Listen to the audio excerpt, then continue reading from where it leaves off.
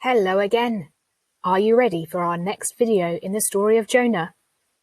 Last week we saw how God saved the evil city of Nineveh because after Jonah's warning, they were sorry and turned from their bad ways. This week, we'll see what Jonah's reaction was to this and what we can learn from it. God's change of plans greatly upset Jonah, and he became very angry. Jonah had walked 900 miles to say that Nineveh would be destroyed, and God changed his mind.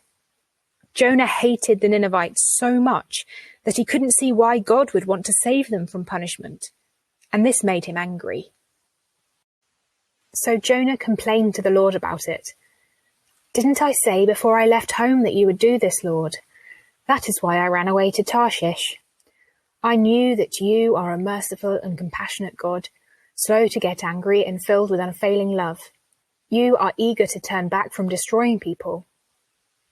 Jonah is basically saying that God had been too kind to the Ninevites and was frustrated that there seemed to be no justice.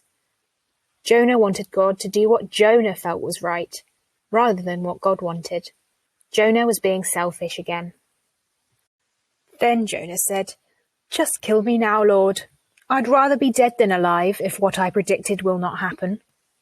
Jonah is being very dramatic here. Now he's worried about what people will think when what he prophesied doesn't happen. After all, Nineveh would not be destroyed, as he said it would. Jonah is thinking about himself so much that he can't see the amazing thing that God has done. God didn't just save Nineveh. He inspired them to turn away from their evil. It was a miracle. God had shown mercy to Jonah in giving him lots of second chances and saving his life. But Jonah could not accept that God had shown mercy to Nineveh. Jonah still had a lot to learn about God. We can always learn from God too.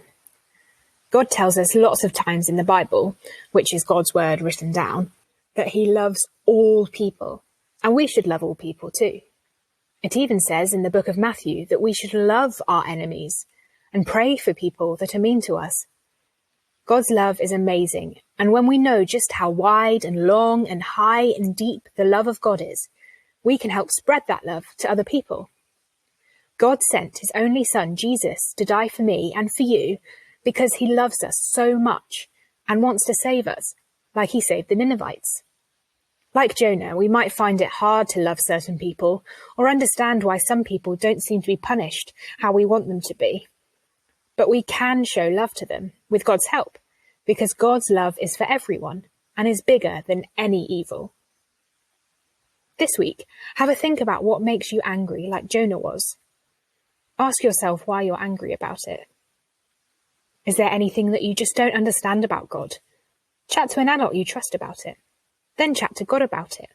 He wants to help us know him better. Then think about who you can show God's love to this week, especially people you don't want to love. Pray for them too.